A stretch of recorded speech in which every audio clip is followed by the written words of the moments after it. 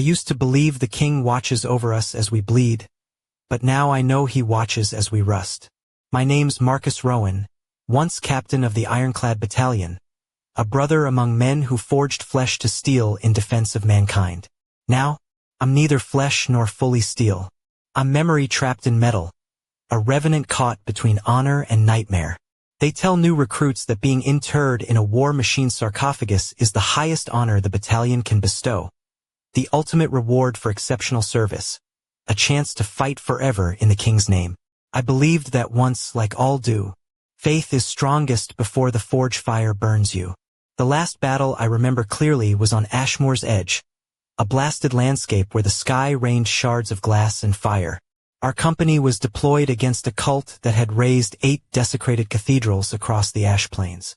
Each housed a dark preacher spewing madness, driving the locals to frenzy. I recall the drop pods slamming into the cracked earth, ramps clanging open to reveal a battlefield shredded by artillery, the acrid smell of smoke and burning fuel thick in the air. I led the charge against the central cathedral, my power gauntlet crackling with lethal force as cultists swarmed from the twisted ruin. There's something deeply wrong about fighting those who once stood with us. They keep the strength, the tactics of loyal warriors, but their purpose is perverse. Every move familiar but off, like staring into a nightmare mirror. The traitor who struck me down was called Marduk the Faithless. He wielded an axe that seemed to scream with the souls it had claimed. When it bit into my side, piercing my armor and tearing into augmented organs, I felt those voices surge into me, millions of tormented souls trying to claim mine. I killed him anyway, crushing his skull beneath my fist, watching the corrupted brain matter splatter across my armor. Even as my secondary heart faltered and my enhanced biology struggled, I pushed forward. The mission was clear: destroy the corruption, purge the unclean. I placed charges on the cathedral's main supports and watched with grim satisfaction as it collapsed. Then I fell to my knees, blood pooling beneath me. My brothers found me half buried in rubble, reciting the litany against weakness. The last words I spoke with my own voice were, "The flesh is weak, but my resolve is iron." Then darkness came. I thought it was death. I was wrong. Death would have been clean. This was only transition. I awoke to a new awareness. At first, I couldn't understand what had happened. My vision was different, sharper in some ways, limited in others. I could see clearly for miles ahead, but turning my head meant shifting my entire body. Voices of my brothers came from far away, muffled by walls. My limbs felt wrong.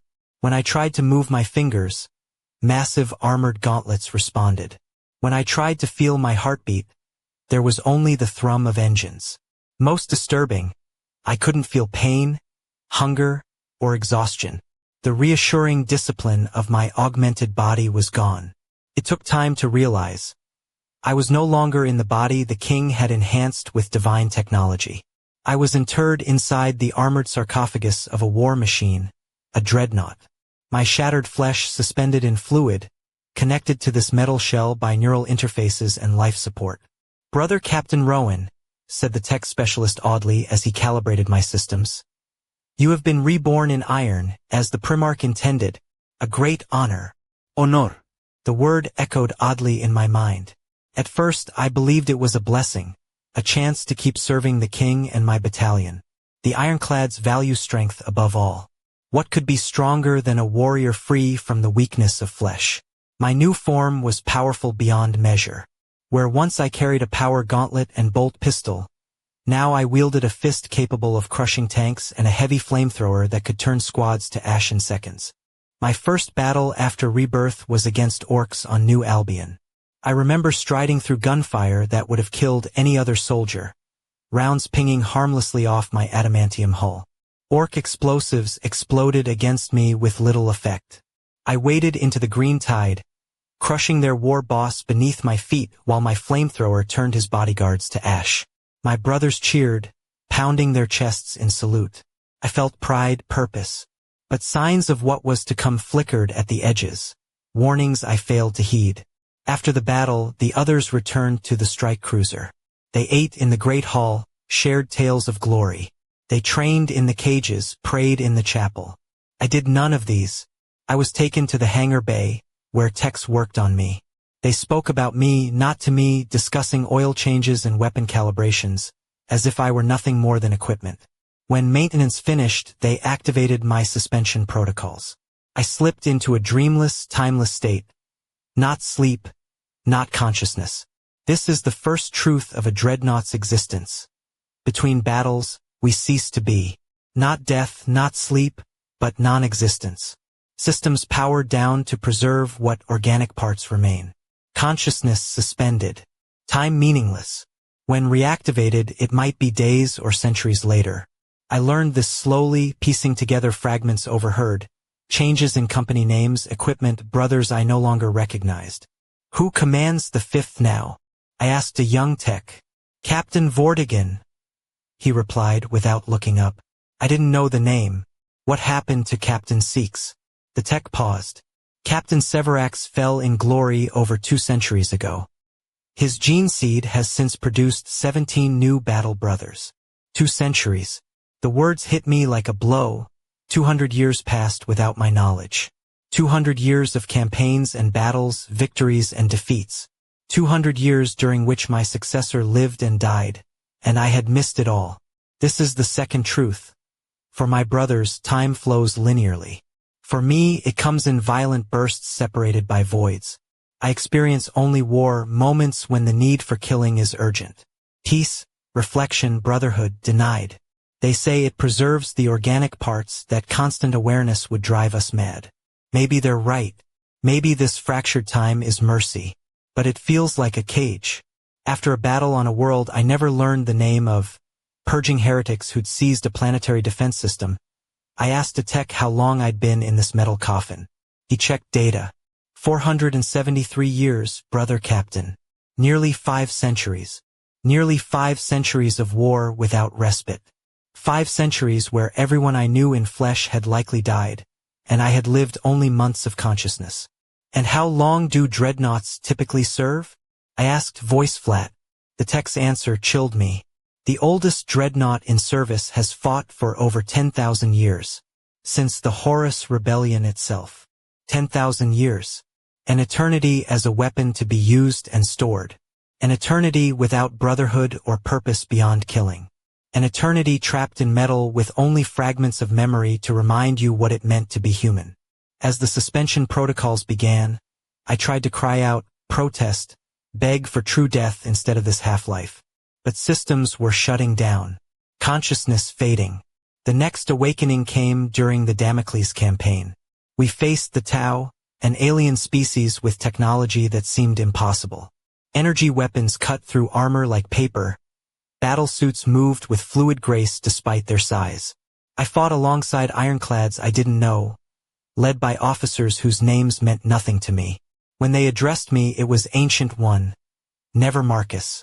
That name belonged to a captain who died on Ashmore's edge, not the machine I had become. During the campaign, I met another dreadnought from a different battalion, the Crimson Blades, his red armor adorned with gold filigree. Between battles, when techs were busy, we spoke. How long have you served, brother? Since the Battle of Macon, nearly 2 millennia. And you? 5 centuries, they say. His vox crackled with a laugh. Still fresh, then? Remembering flesh life. Yes. Does it fade? Everything fades, Rowan. Except duty. Except war. We fight because it's all we have left. Because in battle, we remember what it means to be alive. His words haunted me through the campaign. Fighting the alien fire warriors, purging their orbital stations. And as I was prepared for suspension again, I knew when I next awoke, it might be centuries later, fighting enemies I'd never heard of, alongside brothers who saw me only as a relic. This is the third truth: we are no longer brothers. We are weapons, relics, history given form and purpose, but no longer part of the brotherhood we once knew. The suspension protocols activated, and I slipped away again into nothingness. The next awakening was on a different world, against a different enemy, Xeno's horrors called the Tyranids. Living weapons of perfect killing efficiency, directed by a terrifying hive mind. We defended a forge world's main reactor, the sky thick with spores, the ground crawling with monstrous armor-clad beasts. The battle lasted weeks. Continuous combat, brief maintenance. Even then, I was not suspended. The threat was too great. This extended awareness let me see my brothers in ways normally denied. They had taken augmentation to extremes, replacing not just damaged but healthy limbs, installing brain interfaces that process data with machine precision. They fought with cold mechanical efficiency.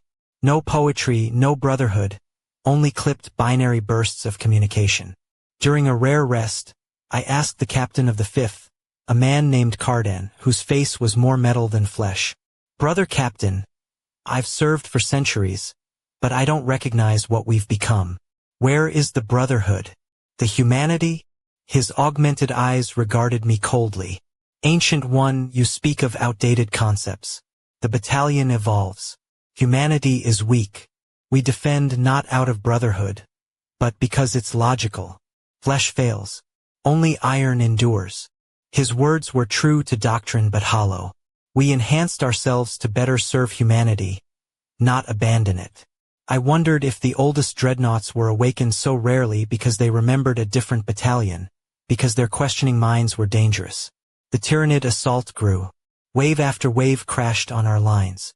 I fought without rest, weapons pushed beyond limits. Alongside me, my brothers fought with unfeeling precision. When the Tyrannid Hive Tyrant led its last desperate assault, I fought with Cardan. His power axe cut through foes with ruthless efficiency, plasma pistol burning away flesh. A massive beast charged, its talons sweeping down 3 of my brothers. I intercepted with my power fist, staggering but not killing it. His tail lashed, damaging my systems. Warnings flashed. I fell to one knee. Cardan approached, assessing coldly. "Your sarcophagus is critically damaged. Repairs unlikely in the field. Then help me up, brother. Let me die fighting. Inefficient. You will be repaired when possible. Suspension protocols now." Before I could protest, he accessed controls. Systems began shutting down. But this time, perhaps due to damage, suspension was imperfect.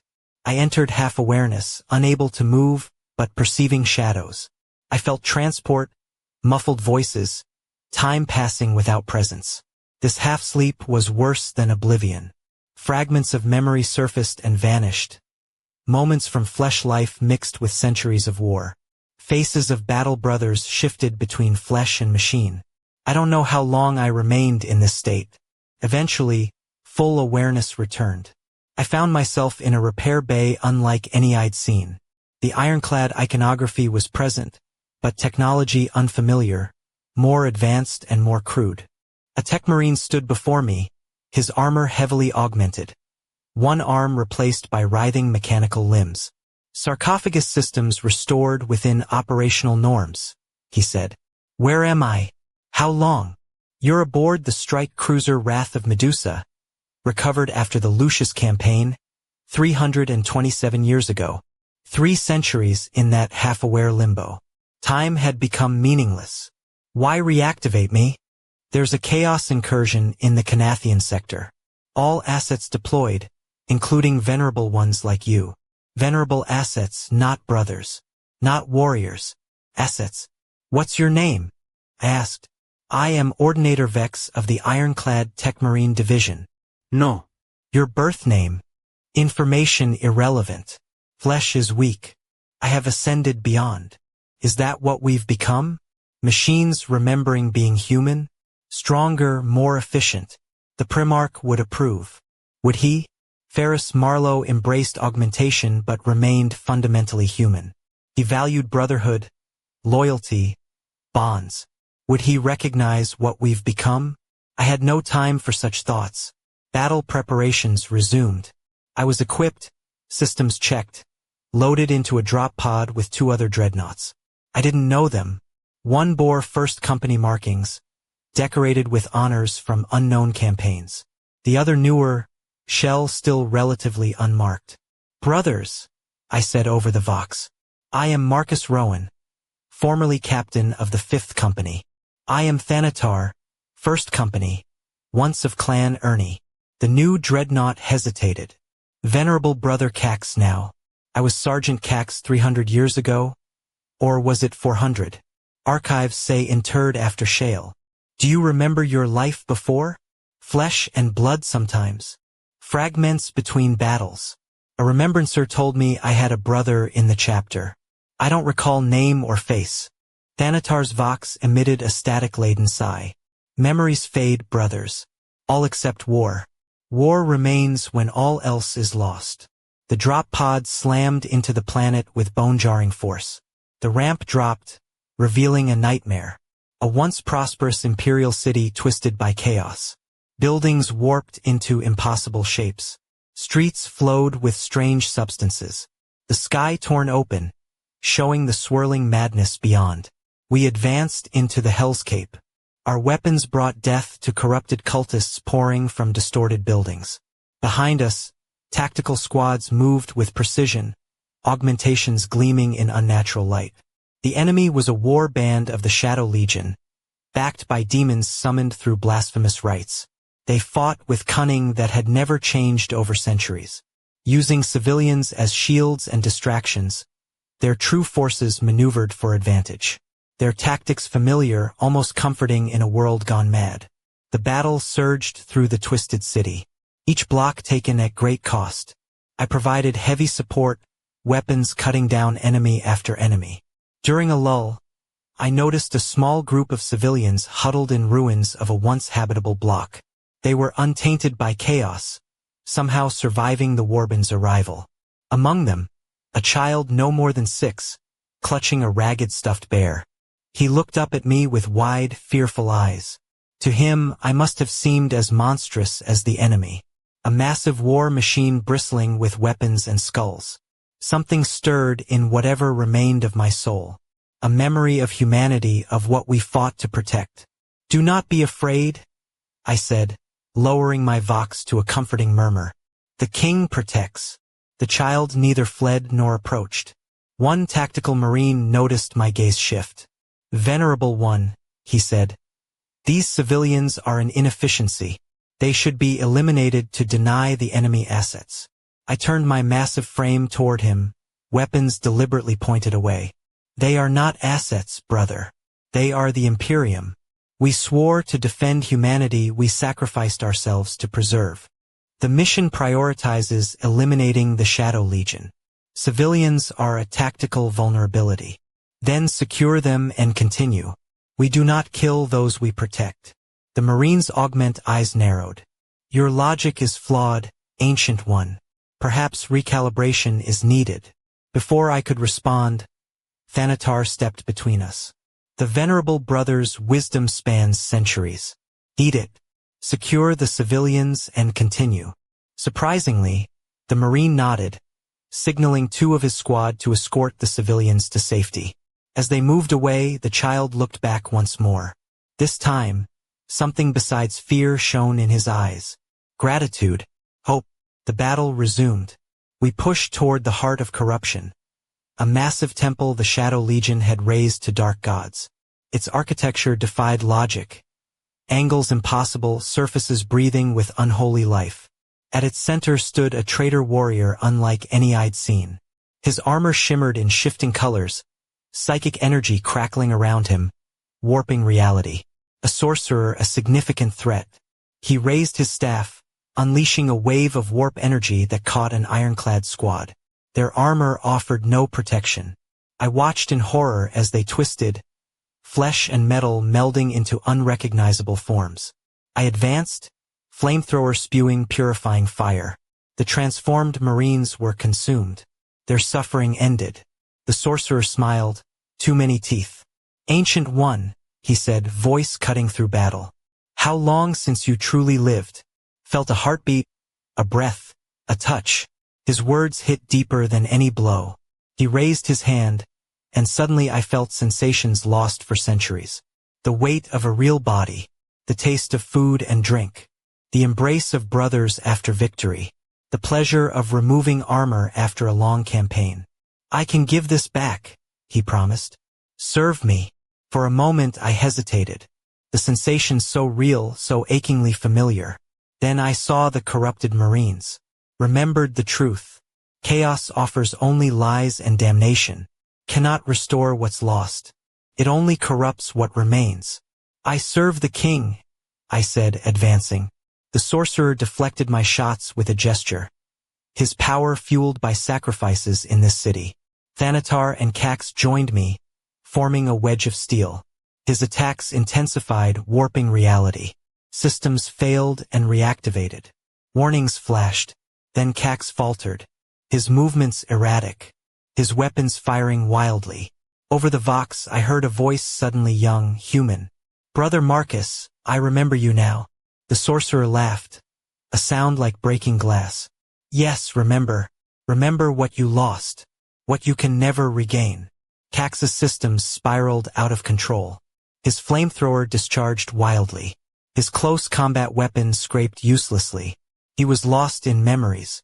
Overwhelmed by the sorcerer's assault, I did the only thing I could. Position myself between Cax and the sorcerer. Absorbed attacks meant for my brother. Pain lanced through what remained of my organic parts. False sensations of flesh being torn away. Yet I advanced one step at a time. Thanatar circled right, drawing some attacks. Tactical squads provided cover fire, bolters cutting down traitors. When I reached the sorcerer, his expression shifted from confidence to concern. My power fist crackled with energy as I swung. He raised a psychic shield. My blow shattered it. The second strike caught him in the chest, crushing ceramite and flesh. As he died, his psychic assault faded. The corrupted temple began to collapse.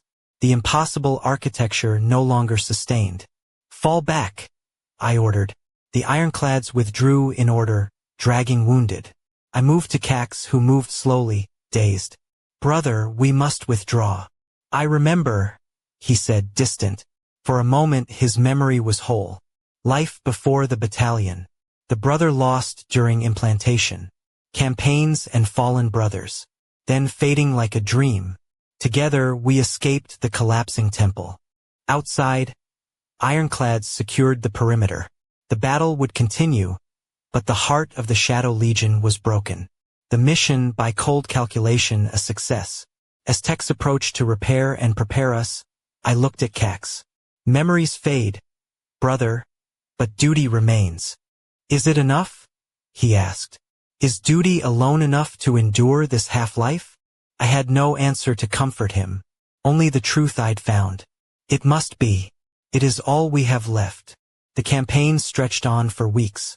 We purged the Shadow Legion street by street. When complete, we returned to the strike cruiser. As Tex prepared us for suspension, I made a request that surprised even me. "Before you activate suspension, I wish to address the assembled brothers." The tech paused. "For what purpose?"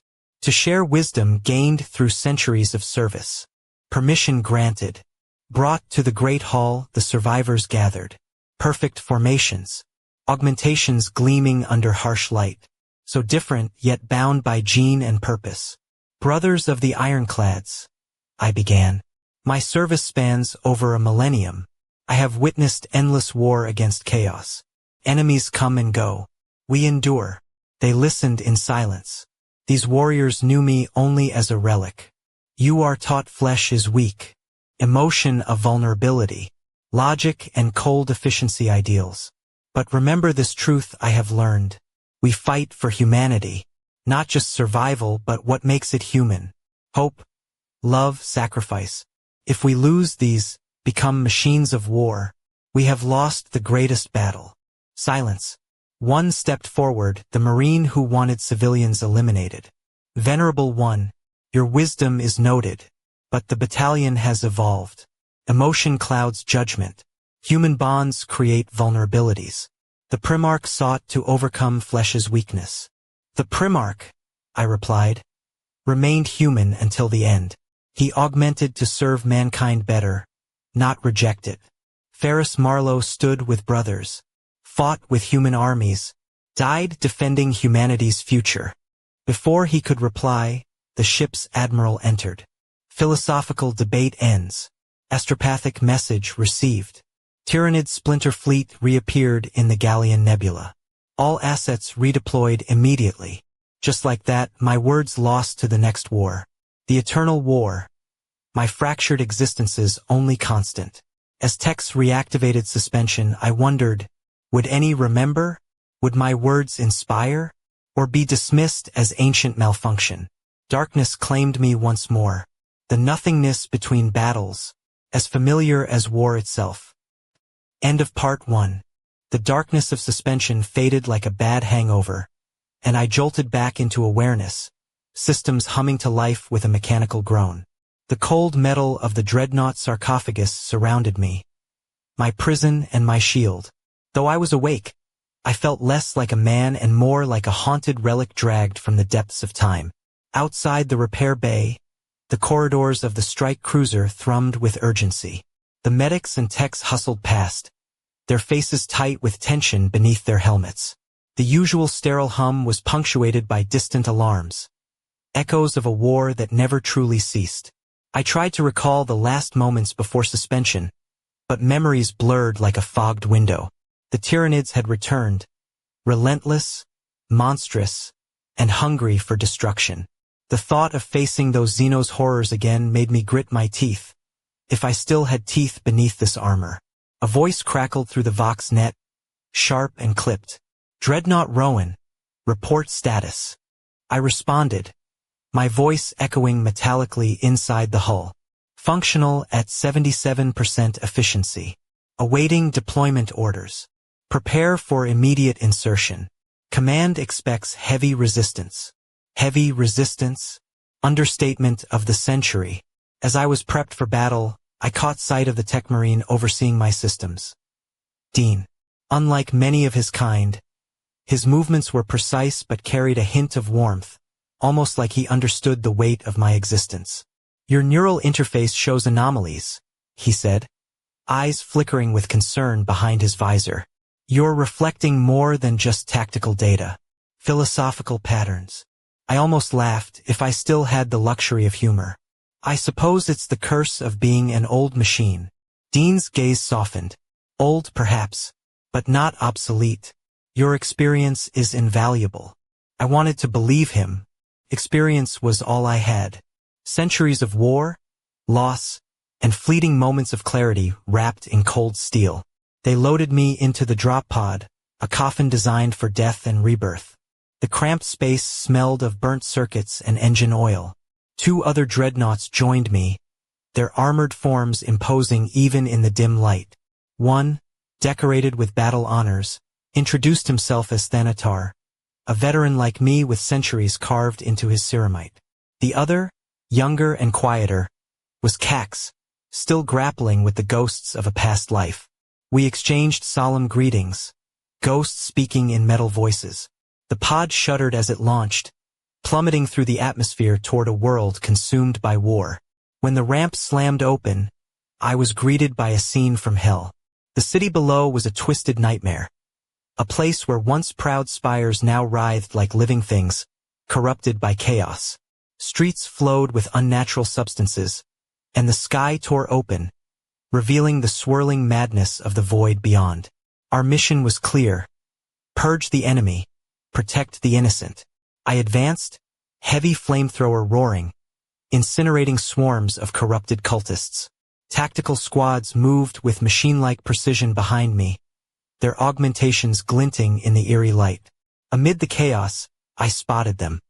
A huddled group of civilians, their faces pale but untainted by the surrounding madness. Among them, a child clutching a ragged teddy bear, eyes wide with fear and wonder. To them, I was a monster, a towering war machine bristling with weapons and grim insignia. Something stirred deep inside, a flicker of the humanity I'd long thought lost. Do not fear, I murmured through the vox, lowering my tone to a gentle whisper. The king protects. The child's gaze held mine, and for a moment, the war machine and the frightened boy existed in the same fragile space. One tactical marine nearby frowned. Ancient One, these civilians are liabilities. They should be eliminated to deny the enemy potential assets. I turned slowly, weapons sheathed, addressing him with deliberate calm. They are not assets. They are the Imperium. We defend them. The Marine's augments flickered in frustration. Your logic is flawed. Recommend recalibration. Thanatar stepped forward, massive frame blocking the dissenting Marine. Wisdom spans centuries, young one. Secure the civilians. Continue the mission. Reluctantly, the Marine nodded, signaling his squad to escort the civilians to safety. The battle pressed on, each step heavy with sacrifice. We pushed toward the corrupted cathedral, the heart of the enemy's blasphemy. Its architecture defied reason, surfaces that seemed to breathe, angles that warped the eye. Within stood the traitor, a sorcerer whose armor shimmered with shifting colors, reality bending around him. He raised his staff, unleashing warp energy that twisted an ironclad squad into monstrous forms. I unleashed holy fire, reducing the twisted brothers to ash. The sorcerer's smile was a slash of madness. Ancient One, he taunted, voice slicing through chaos. How long since you truly lived? Felt breath, touch, or heartbeat? His words hit harder than any blade. Suddenly, sensations flooded me. Weight of flesh, taste of food, embrace of comrades. I can give it back, he promised. If you serve me.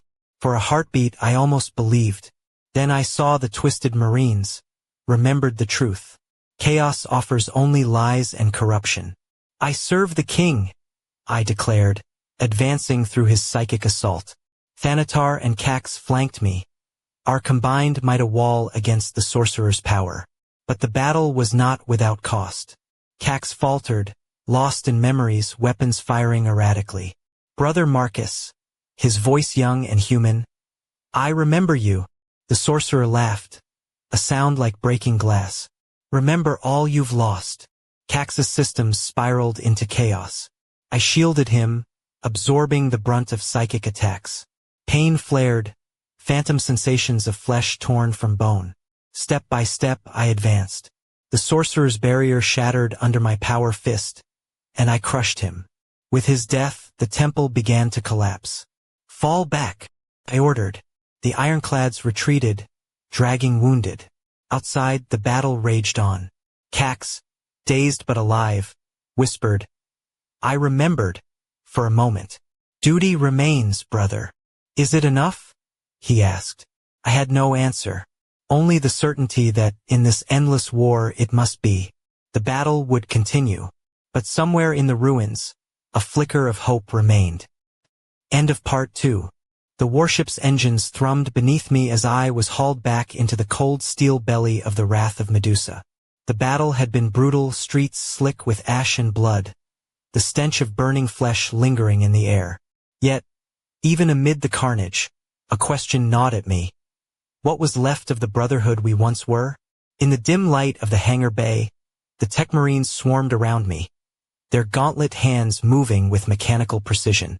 Among them, Dean stood out, not just for the intricate weave of mechadendrites replacing his right arm but for the rare flicker of empathy in his glowing ocular implants. His touch was careful as he calibrated my damage. Your systems are degrading faster than expected, he muttered, wiping grime from a panel.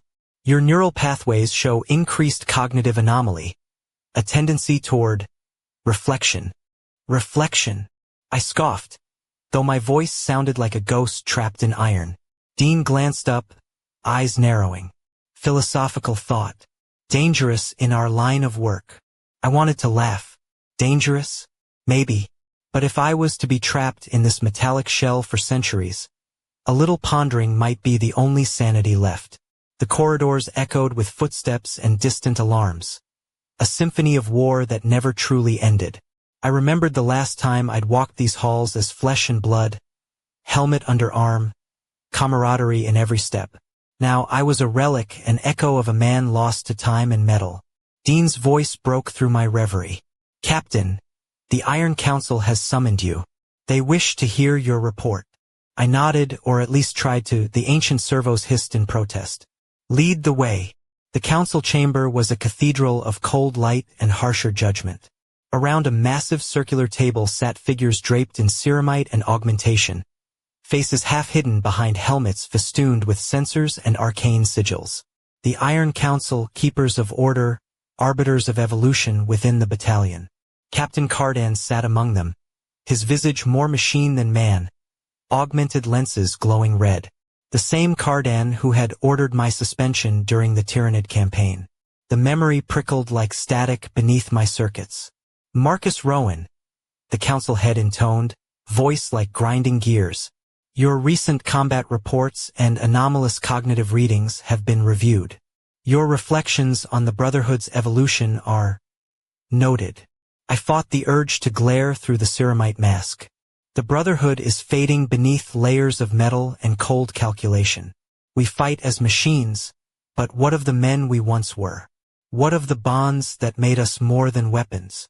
A younger council member, her armor sleek and adorned with crimson filigree, leaned forward. Emotion clouds judgment. We are stronger, more efficient. The Primarch sought to overcome weakness. Flesh is frailty. I clenched my massive fist. Strength without purpose is hollow. The Primarch also valued loyalty, honor, the ties that bind us. We risk losing ourselves to the very machines we wield. The chamber fell silent. The weight of centuries pressed on us all. Then, a sharp alarm blared. The council members snapped to attention. Enemy vessels detected in the Canathian sector, Cardan announced. Word-bearers and their demon allies. Prepare for immediate deployment. I was loaded once more into the familiar confines of a drop pod, alongside dreadnoughts who bore names I barely recognized, faces lost to the passage of time. The pod shook violently as it tore through the atmosphere, plummeting toward a world shrouded in smoke and fire. The battleground was a shattered cityscape, a maze of crumbling buildings and twisted metal. The word-bearers had entrenched themselves deep within, their banners dripping with blasphemy. Our assault was swift and merciless. My power gauntlet smashed through corrupted armor, my heavy flamer cleansing halls of tainted flesh. Tactical squads moved like shadows, precision incarnate. Amid the chaos, a familiar presence stirred in my mind. A voice, distant yet clear. Asterisk, the loop tightens. The pattern becomes clear. Asterisk, Ferris Marlowe's voice, the Primarch himself, echoing through the fractured corridors of my consciousness. Suddenly, reality fractured. The war-torn city blurred and twisted, replaced by a vast black glass plain beneath a burning red sky. Around me marched warriors in white armor stained with blood, the lunar wolves. The vision was vivid, overwhelming. I was there, not as a dreadnought, but as Marcus Rowan, captain of the ironclads, facing impossible odds. Charging toward me was Marduk the Faithless, the traitor who had dealt me my mortal wound centuries ago. His axe screamed with the voices of the dead. The voice of Ferris Marlowe whispered urgently, Asterisk, break the cycle. Change the pattern. Asterisk. I raised my power gauntlet to parry, but instead of deflecting, I stepped into the blow. Pain exploded, searing, all-consuming. Yet, within that agony was clarity.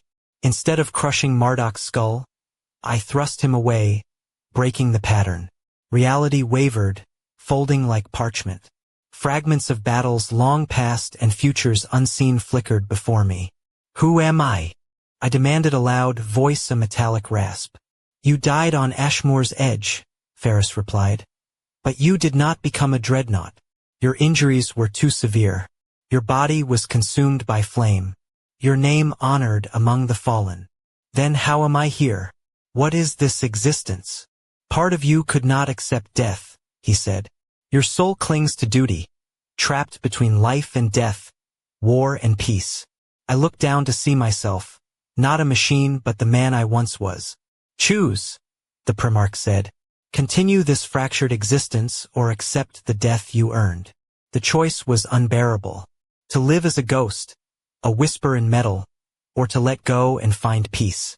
Before I could answer, the vision shattered.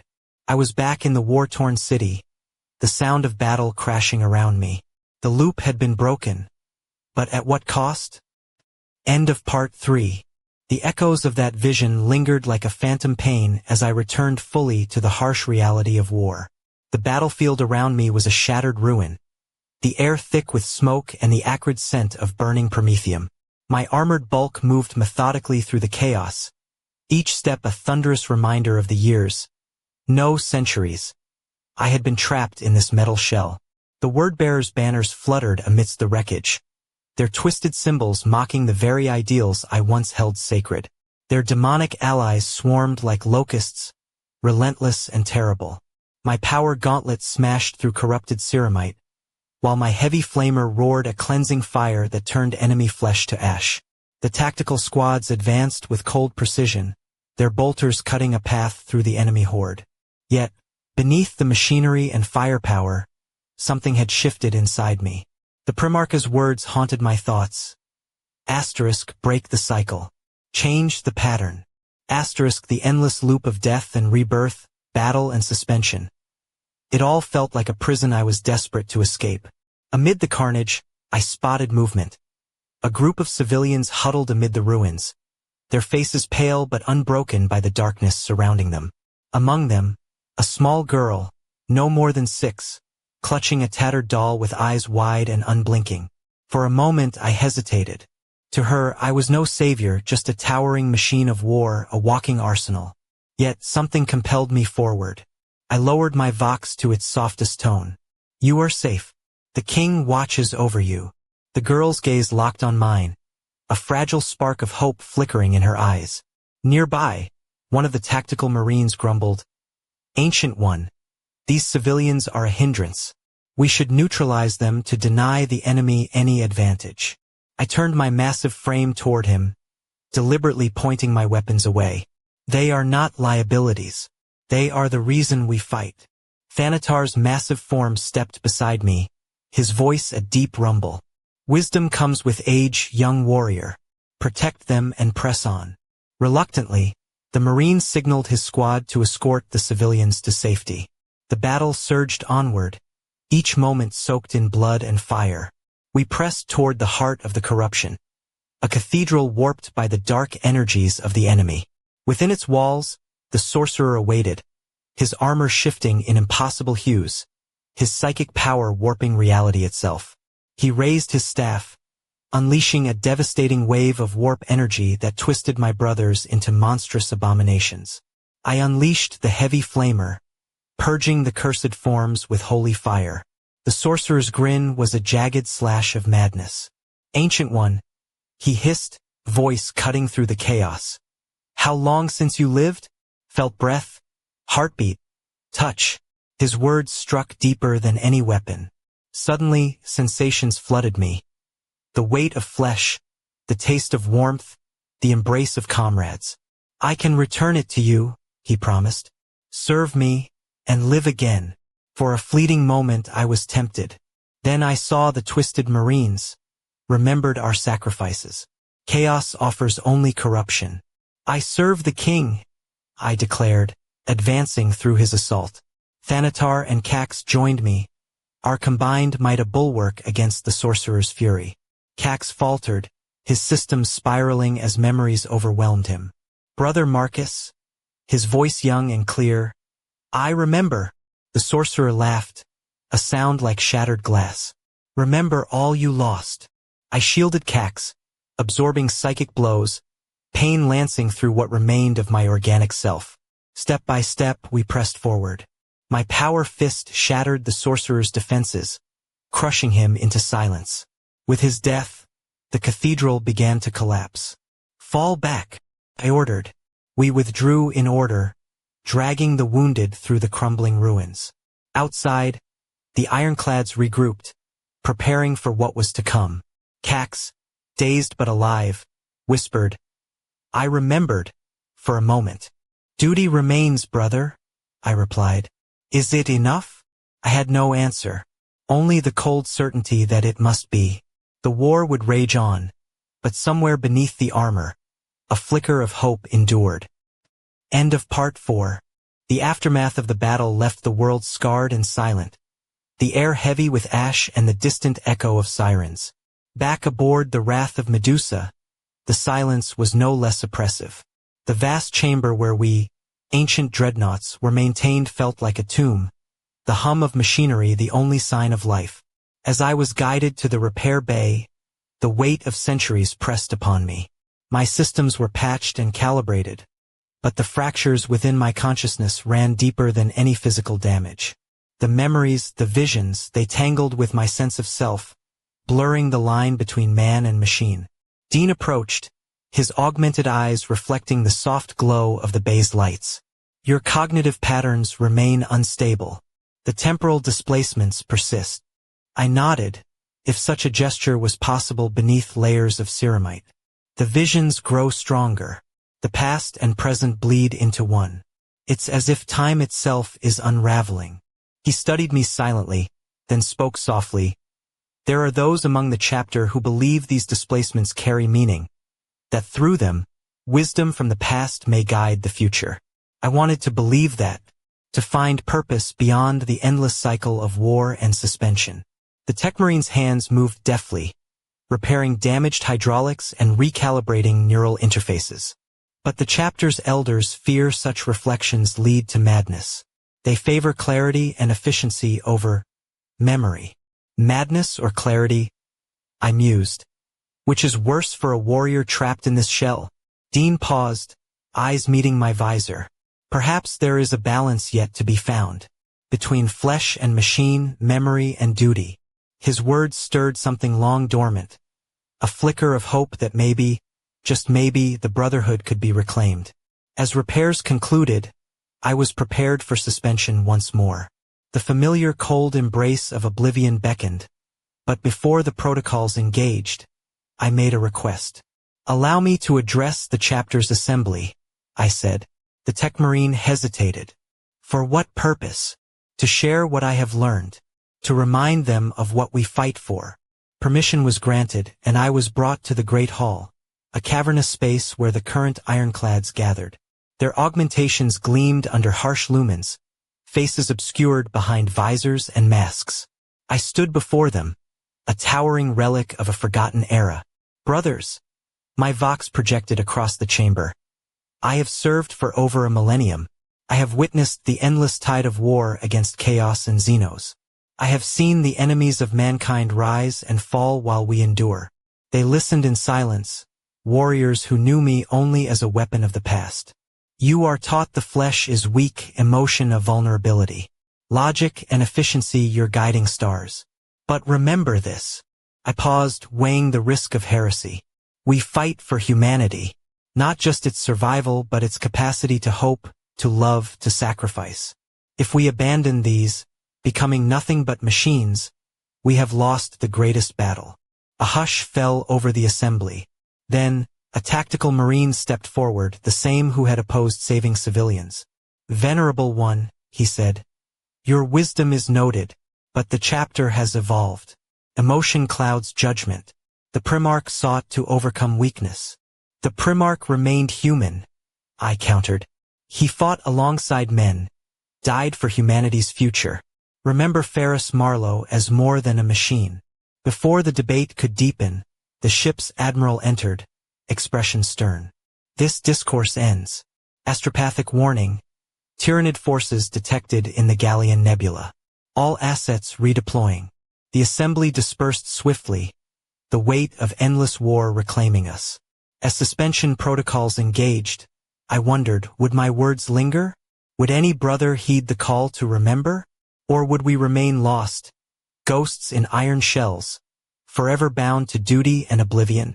The darkness claimed me once more, but this time, beneath the void, a spark endured. End of Part 5. The darkness of suspension faded abruptly this time, like being yanked from a dream before it fully settled. My systems rebooted with a jarring clatter, circuits humming as the cold metal sarcophagus around me came alive. The world I re-entered was unfamiliar. A sprawling forge world scarred by endless war, but changed, more alien than I remembered. The hangar was alive with activity.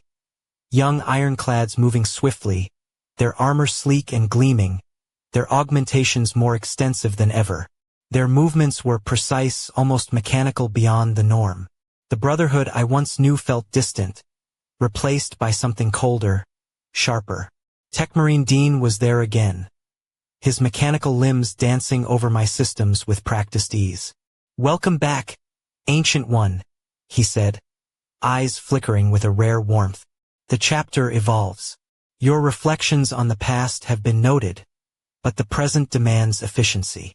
I wanted to question him, challenge the logic that had steadily stripped away our humanity. But the weight of centuries and the slow hum of my systems held me silent. The battle ahead was a brutal one. Tyranids, swarming like a plague, relentless and horrifying. The skies were choked with spores. The ground crawled with monstrous beasts. We were tasked with defending the core of the Forge World's reactor, the heart of its lifeblood. Striding into battle, I felt the familiar roar of my heavy flamer and the crushing power of my gauntlet. Rounds bounced harmlessly off my reinforced hull. Explosions rocked me but left me standing. Around me, brothers fought with cold precision, their movements a symphony of machine efficiency. Yet, beneath the armor I sensed a fracture, a disconnect between the warrior I had been and the weapon I had become. During a lull, I approached Captain Cardan, his face more machine than flesh, eyes glowing with augmented lenses. "Where is the brotherhood we once knew?"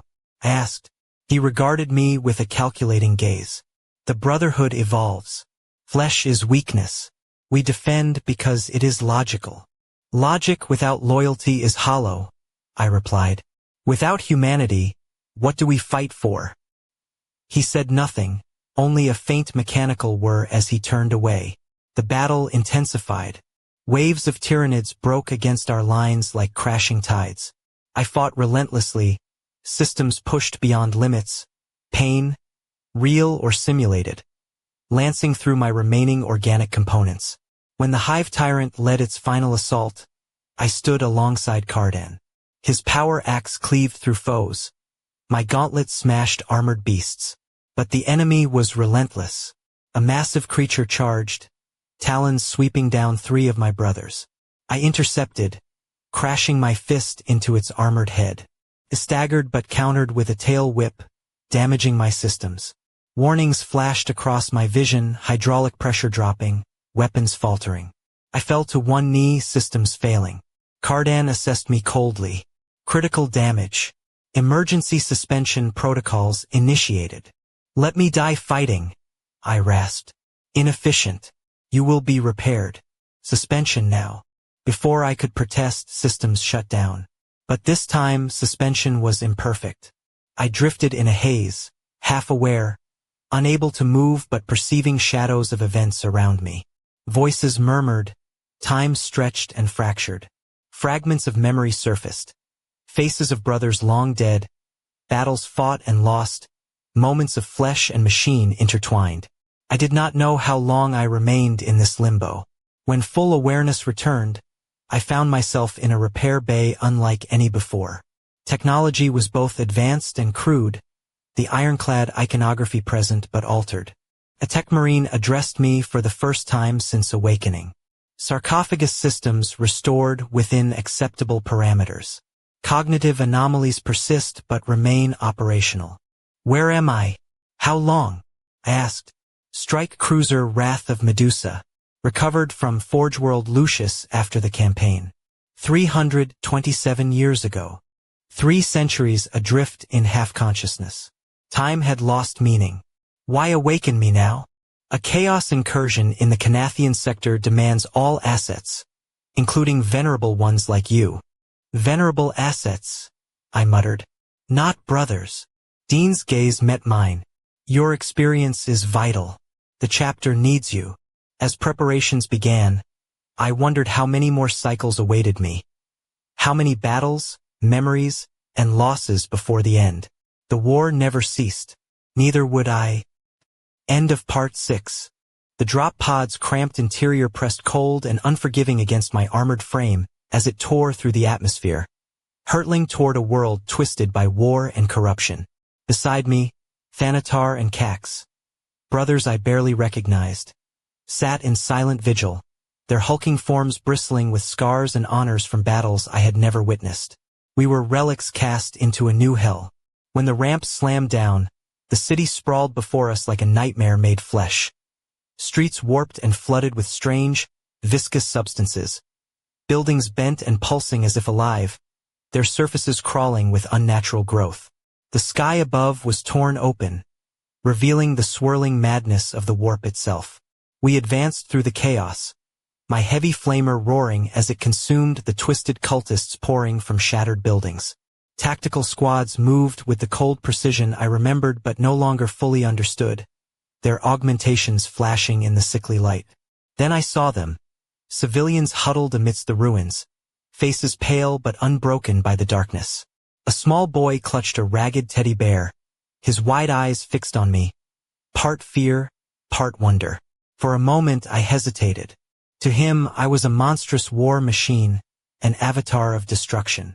Yet something deep inside stirred, a flicker of the humanity I'd long thought lost. I lowered my vox to a gentle murmur. Do not be afraid. The king protects. The boy's gaze held mine, fragile and searching. Nearby, a tactical marine's voice cut through the moment. Ancient One, these civilians are liabilities. We should eliminate them to deny the enemy any advantage. I turned slowly, weapons pointed deliberately away. They are not liabilities. They are the reason we fight. Thanatar stepped forward, his massive frame a wall of iron. Wisdom comes with age, young warrior. Secure them and continue the mission. Reluctantly, the Marine signaled his squad to escort the civilians to safety. The battle surged onward, each moment soaked in blood and fire. We pressed toward the heart of corruption, a cathedral warped by dark energy. Within, the sorcerer awaited, his armor shifting in impossible hues, psychic power bending reality. He raised his staff, unleashing a wave of warp energy that twisted my brothers into monstrous forms. I unleashed holy fire, purging the cursed creations. The sorcerer's grin was madness incarnate. Ancient One, he taunted. How long since you truly lived? Felt breath, heartbeat, touch. His words pierced deeper than any blade. Suddenly, sensations flooded me. The weight of flesh, the taste of warmth, the embrace of comrades. I can return it to you, he promised. Serve me, and live again. For a fleeting moment I was tempted. Then I saw the twisted Marines, remembered sacrifice. Chaos offers only corruption. I serve the king, I declared, advancing through his assault. Thanatar and Cax joined, our combined might a fortress. Cax faltered, systems spiraling, memories overwhelming. Brother Marcus, his voice young and clear. I remember. The sorcerer laughed, shattering glass. Remember all you lost. I shielded Cax, absorbing psychic blows, pain lancing through flesh long gone. Step by step we pressed. My power fist shattered the sorcerer's defenses. With his death, the cathedral collapsed. Fall back, I ordered. We withdrew, wounded in tow. Outside, the ironclads regrouped, preparing for what was next. Cax, dazed but alive, whispered. I remembered, for a moment. Duty remains, brother. Is it enough? I had no answer, only certainty that it must be. The war would rage on, but beneath the armor, a flicker of hope endured. End of Part 7. The chamber was vast and cold, its towering walls lined with ancient relics and banners faded by the passage of centuries. As I stood among my brothers, dreadnoughts from campaigns I barely remembered, I felt the weight of time settle heavy on my armored shoulders. Each of us was a monument to countless battles, a fusion of flesh and machine, memory and metal. The Iron Council had convened in full, the most augmented and hardened warriors among the chapter gathered to deliberate. Their eyes, glowing with synthetic lenses, regarded me with a mixture of respect and suspicion. Captain Cardan, his face a mosaic of ceramite and circuitry, spoke first. Marcus Rowan, your recent awakenings have brought troubling reports. Your reflections challenge the direction of our evolution. The chapter's path is one of strength through augmentation. Emotion and weakness have no place. I met his gaze steadily. Strength without purpose is nothing. The Primarch valued brotherhood as much as power. We are losing ourselves to the machine. A murmur rippled through the assembly. Another council member, a woman whose augmentations formed intricate patterns of gold and crimson, added, The flesh is the source of failure. We must transcend it to survive. I shook my massive gauntlet fist. We fight for humanity, not to abandon it. Our purpose is to protect, to remember what makes us more than weapons. The debate was cut short as alarms blared throughout the fortress monastery. An incoming assault, word-bearers, led by the infamous dark apostle Marduk the Faithless. The name struck me like a physical blow. Marduk, the traitor who had dealt me my mortal wound centuries ago. How could he lead this assault now? The council sprang into action. Orders were shouted, weapons readied. I felt the familiar surge of battle readiness coursing through my systems. The massive doors to the vault swung open, and my brothers poured in, each a war machine bristling with weapons and ancient honors. The air was thick with tension and the stench of burning oil. "Prepare for combat," Cardan commanded. "The enemy breaches our outer defenses. Many of our systems have been compromised by techno-heresy. We fight now with primitive arms and raw will." The first wave crashed against us. Corrupted servitors twisted by chaos, foul tech trolls, and crimson-armored word-bearers chanting blasphemies. I moved to the forefront, power gauntlet swinging, flamer roaring. Centuries of combat honed my every strike. But as battle raged, reality flickered, moments overlapping with memories not my own. The vault blurred, replaced by a black glass battlefield beneath a burning sky. Lunar wolves marched beside me, their white armor stained with blood. Voices echoed in my mind, Ferrus Marlowe's, urging me to break the cycle, to change the pattern. A word-bearer champion broke through our line, axe screaming with the voices of the dead. Marduk the Faithless. Reality shattered again. Battlefields merged and twisted. I raised my power gauntlet to meet his charge, the weight of history pressing down. This was more than war. It was a loop, a prison of time and memory, and I was trapped at its center. End of Part 8. The clash was thunderous. Metal against metal, the scream of Marduk's cursed axe ringing in my ears like a death knell. His weapon sang with the voices of those it had claimed, each note a torment that sought to drown my very soul. I raised my power gauntlet to parry, the impact sending shockwaves through my systems, but this time I did not follow the pattern. Instead of deflecting, I stepped into the blow. Pain exploded through me, white-hot, searing, relentless. For a moment, I was no longer a machine, no longer a dreadnought bound by centuries of war. I was Marcus Rowan, the man I had been before the metal consumed me, feeling every heartbeat, every breath, every sting of mortal agony. Marduk's eyes widened in surprise, his strike faltering. Before he could recover, I drove my fist into his chest, not to kill but to shatter the cycle. Reality wavered, folding and fracturing like parchment caught in a storm. Around me, battles from centuries past and unimaginable futures flashed, visions of warriors fallen and rising, of campaigns fought and lost, of moments forever etched in the endless tide of war. A voice, both distant and intimate, echoed within my mind. "Who are you?" I struggled to answer, caught between identities, between lifetimes. "You died on Ashmore's edge," the voice said. "Your body was lost, your name honored among the glorious dead. Yet your soul could not rest." I looked down at myself, no longer the towering war machine, but the captain I once was, whole and breathing. "Choose," the voice urged. "Continue this fractured existence, a ghost between moments, or embrace the death you earned." The weight of centuries pressed down, the promise of peace whispering seductively. But duty burned brighter. "I will remain," I declared, voice steady despite the storm within. To guide, to remember, to fight, not just for survival, but for what it means to be human.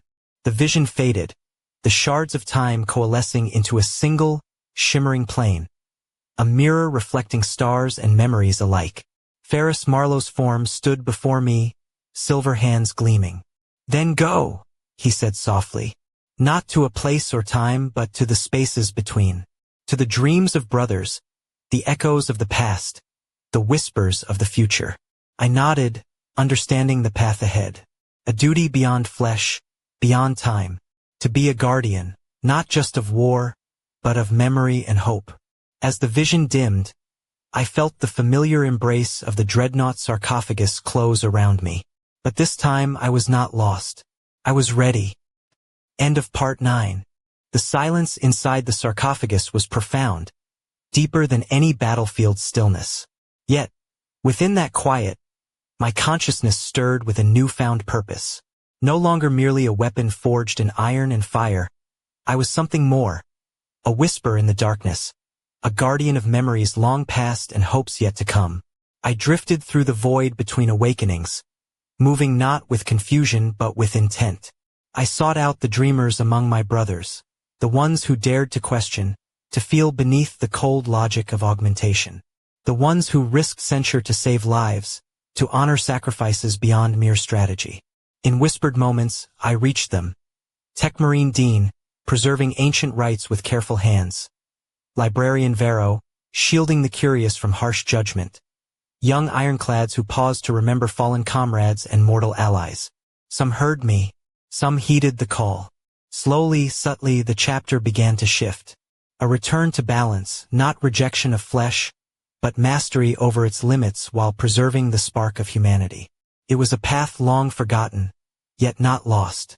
Centuries would pass before the full journey could be completed. Perhaps it never would be. But even a single light can be seen across the vastest darkness. I often returned to the glassy plain in my mind, a place between moments where stars reflected perfectly. There, I contemplated the distance traveled, the wisdom gained, and the battles yet ahead. I am Marcus Rowan, brother captain of the Ironclads. Though my flesh died on Ashmore's edge centuries ago, my duty endures.